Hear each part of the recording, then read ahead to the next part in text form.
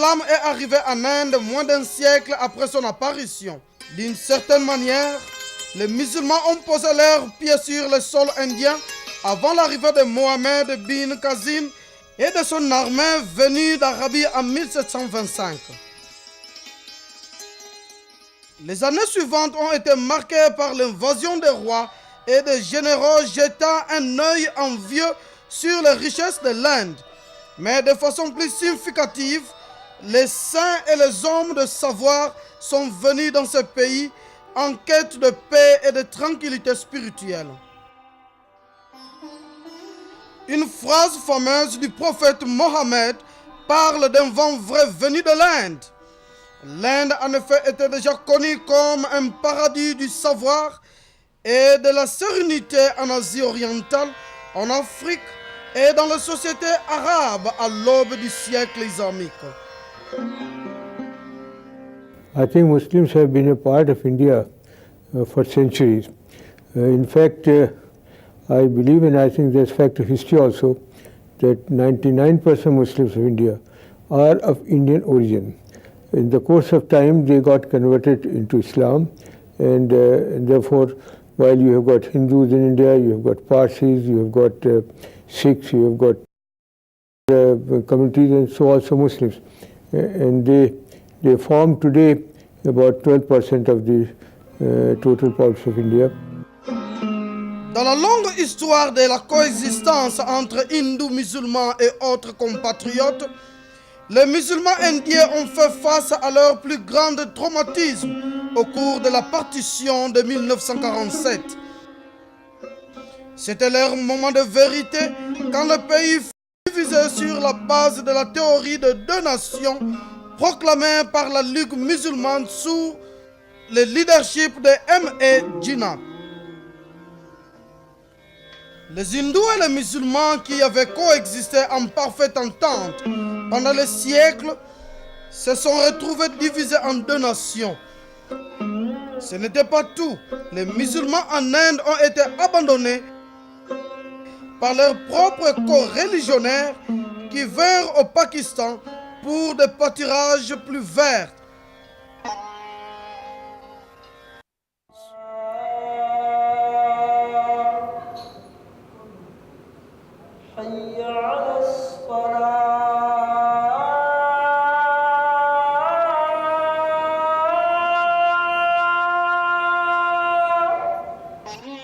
Gandhiji et Nehru les ont soutenus et Maulana Azad entretient l'espoir en leur sein pour faire face aux challenges auxquels ils faisaient face, aussi graves qu'ils étaient. There is nothing for Indian Muslims except challenges, one challenge after another. It's a plethora of challenges. Now what happened after the partition of the country, particularly from North India, Muslims who were educated and who were influential and who were to some extent affluent, most of them migrated to Pakistan, with the result that what was left here, people who had no traditions of education or competition. Now they have to overcome that, and they are gradually overcoming it. Le message d'espoir de Maulana Azad est illustré dans ce discours élégant. Je suis fier d'être indien. Je fais partie de cette unité invisible qui est la nationalité. Je suis indispensable à cet édifice noble et sans moi, cette splendide structure que l'Inde est incomplète. J'en suis un élément essentiel qui a bâti l'Inde. Je n'abandonnerai jamais cela.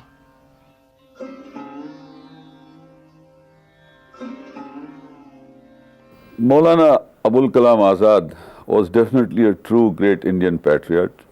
He gave his entire life in the service of the nation, and he did say what he said was very right, that he is an indivisible part of this country. And I think every Indian Muslim is also will be an indivisible part of this country. The Indian Muslim contribution for the last 1,000 years has been immense in every field, they have contributed, they have sacrificed, they have lived and died here.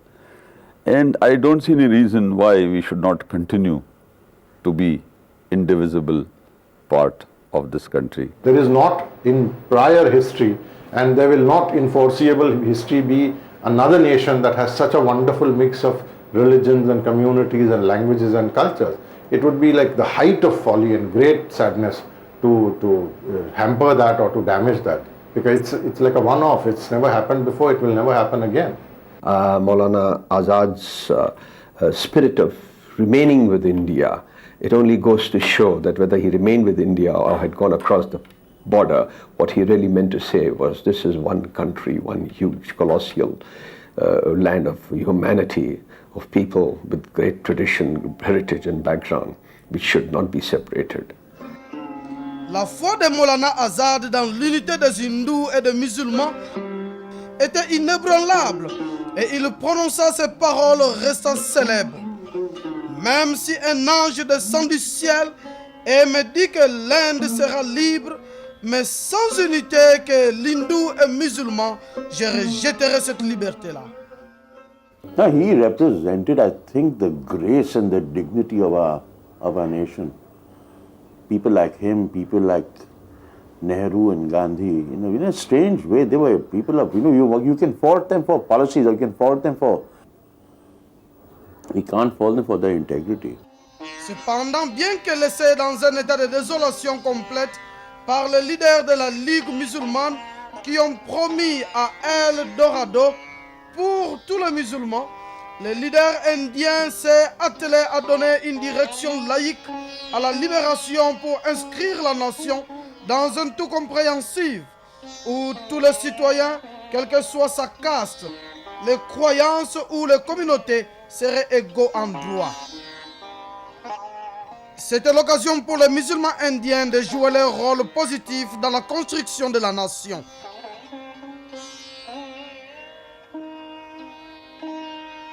Les musulmans d'Inde tâtonnaient dans le noir, ne savaient pas comment répondre aux défis qui les attendaient. Pourtant, pour le plus grand bonheur de l'Inde, ils démontrèrent tout leur engagement démocratique et laïque. I always take history as an example of inspiration to me in my life. And in history, even as far back as 400 years, Akbar, Emperor Akbar, he strikes me as a very brilliant personality and character, because he infused the Indian people into oneness, and a national integration purpose came into existence even in those days. And his great sense of social justice, which he gave to his people, till today people remember the great achievements of the great emperor.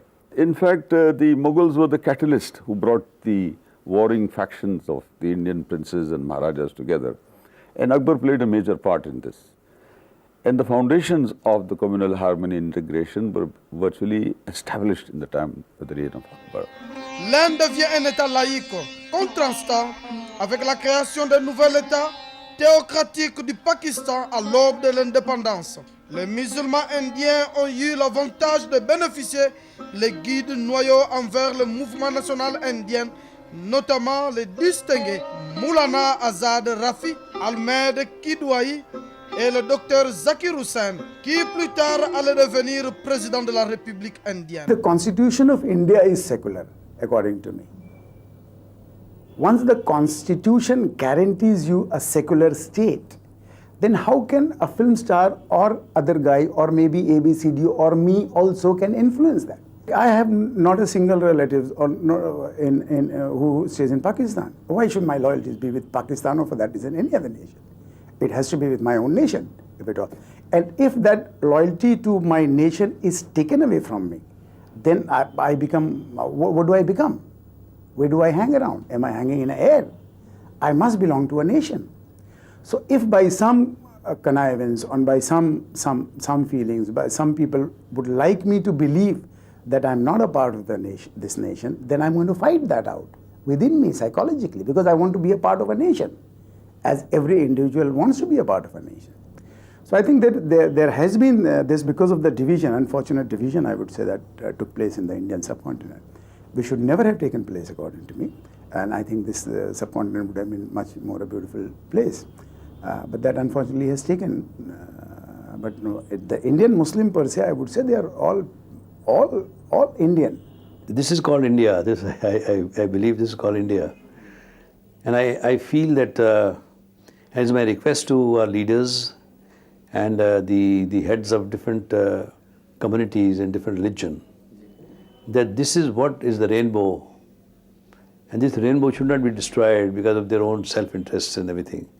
Let India be like this. Let India grow together.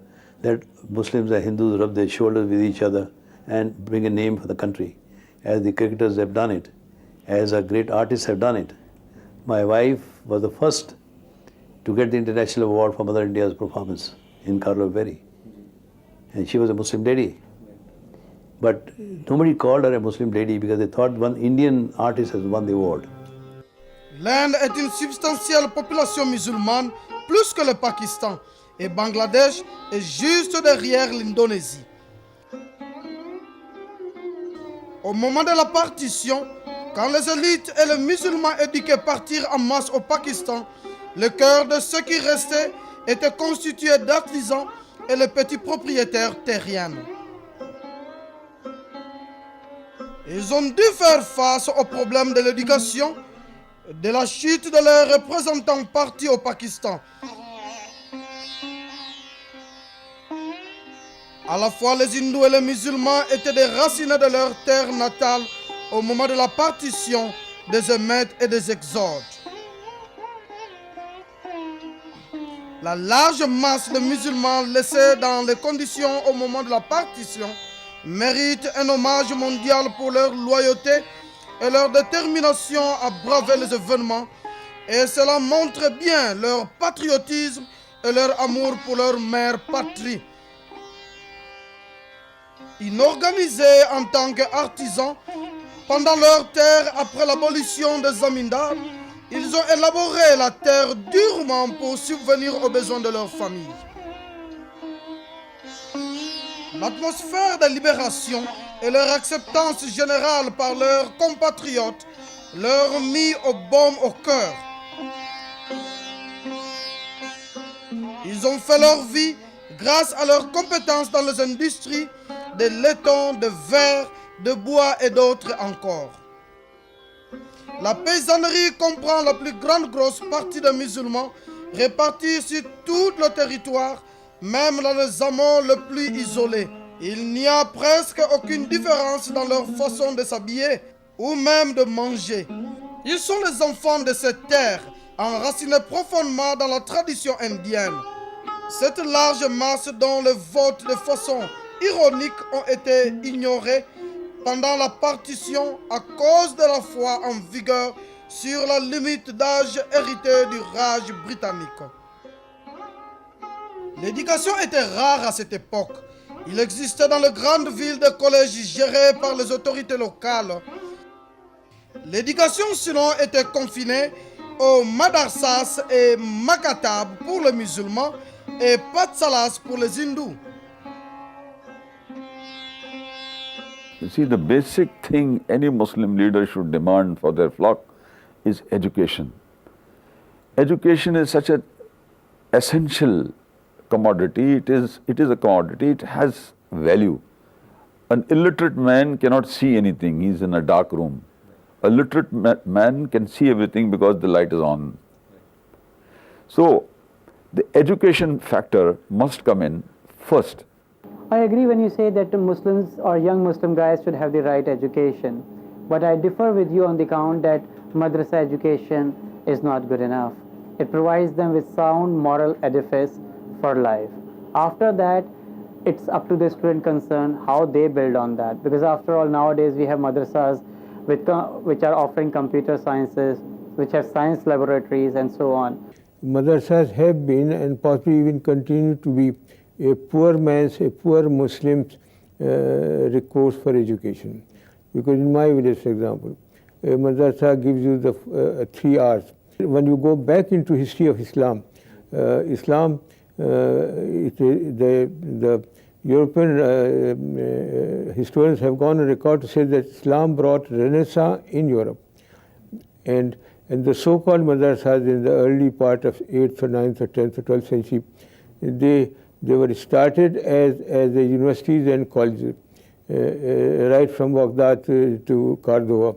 And even today, when you see the academic gown, in India today, the Islamic clergy wear that gown when leading the prayer or something. So that was Islam gave the world academic gown. Islam gave the world the sense of inquiry, sense of research, science, technology. Le scénario changea radicalement quand la liberté est venue. Il existait déjà de grandes institutions datant du 19e siècle, comme l'Université islamique d'Aligarh ou la Jamia Millia islamique, créée en 1920 en vue d'une meilleure éducation à Delhi en faveur des élites.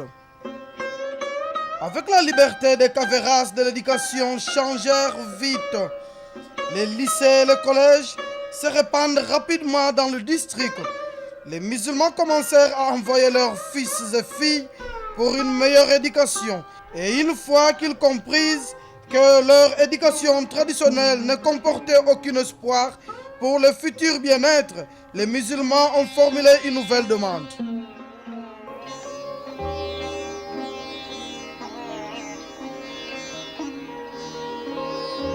Grandes madrasas comme Dar ul Ulum Deoband et Dadwatum Ulema à Lucknow commencèrent à réviser leur programme. Ils s'adaptèrent à l'éducation moderne en tout conservant une méthode classique. Et maintenant les institutions se tournent vers l'informatique. There is always a case for modernizing any system of education, whether it is a Pathshala, whether it's bias with Hindu education or madrasa, they need to be modernized. They have to have input of modern education, input of modern science. In fact, you may be aware that the present government in Uttar Pradesh and also union government has given quite a few dozens of Urdu computers to these madrasas and in UP and other parts of the country. Our concepts of modernity and what is considered modern, and to see it through the eyes of Islam, I think. And that it becomes a crunch, in a sense, at a philosophical level. There's a crunch factor involved, because the perceptions of what we perceive as modernity and what is modernity. I think modernity is a state of mind. What is your worldview? Is it narrow? Is it restrictive? Or can you come back to Elan and grace? And I think that is the crisis. And you did have it at the point. All you got to see is the Moors in Spain. All you got to see is the music in India, the Sufi tradition. You know, and you've got to see Omar Khayyam and Ibn Battuta and Ibn Sina and botany and astronomy and mathematics and algebra. When you link it all up, wow. It's all there, and in mathematics, in the decimal system, in the zero, in the astronomy, in navigation. It was all there. Now you've got to see it with its grace, rather than this restrictive vision, and to recognize the fact that times change, there are people's aspirations, to recognize that, and to come to terms with it, with grace. Mais ce qui est encore plus frappant, c'est le progrès en sciences et en nouvelles technologies. We can take the example at present, our President Abdul Kalam. He gave a new site for the missile technology, and in the same way Dr. Zahur Qasim, he went to the Antarctica and he hosted the Indian flag there. And Dr. Owais Siddiqui, he was the former president of Tata Institute of Fundamental Research, and he was honored with one of the most prestigious award, that is National Award for Science Academy by the US. It is next to this Nobel Prize. And moreover, the Nobel laureate Abdul Salam, who says himself as a Pakistani, but he is basically trained in India. So we can say also that if we get the opportunity, if we Muslims get the opportunity, we can prove ourselves as a good scientist and as a good technologist. Ils sont de brillants étudiants à l'examen d'entrée à la fonction publique, même si le nombre de musulmans cherchant un emploi dans le service public ne correspond pas à leur ration dans la population totale. Toutefois, en rencontrant un musulman major des examens de la fonction publique et des examens filières technologiques, on se rend compte que de gros progrès ont été faits depuis la partition. Dans les forces armées indiennes, les musulmans se sont fait un nom de différents échelons. Le brigadier Mohamed Ousmane, le héros de Nowshera, qui tomba sous la bataille de l'ennemi en 1948. Beaucoup de jeunes officiers musulmans ont donné leur vie pendant la guerre de Kargil. Cette tradition dans le domaine des forces armées est repérable depuis les armées nationales de Netaji, Subhash Chandra Bose, dans laquelle Shah Najjar, Dillon et Sehgal firent de fameux trios. Dans le domaine de l'industrie, Azim Premji de Wipro est l'homme le plus riche de l'Inde, tandis que Sipla Waike Amiet n'est pas seulement un pointeur de la pharmacologie, mais aussi engagé dans la lutte contre le sida et est partenaire de la fondation Clinton. Et dans d'autres industries, de musulmans ont gagné prospérité et gloire. MF Hussein et SF Saïd sont les légendes du monde de la peinture.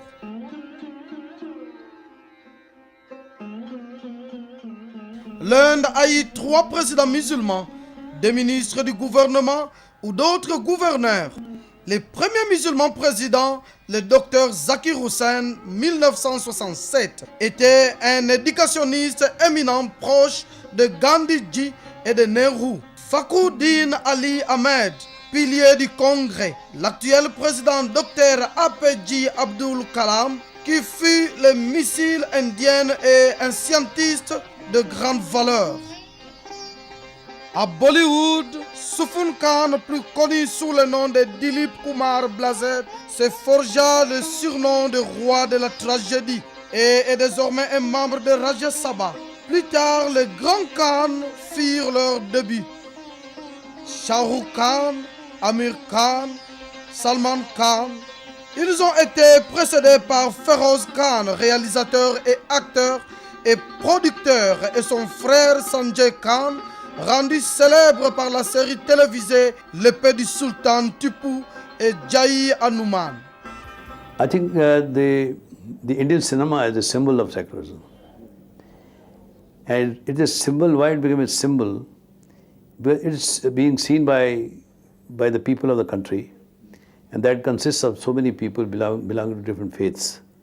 When they go and see the film, they go and see the star and the actor performing over there.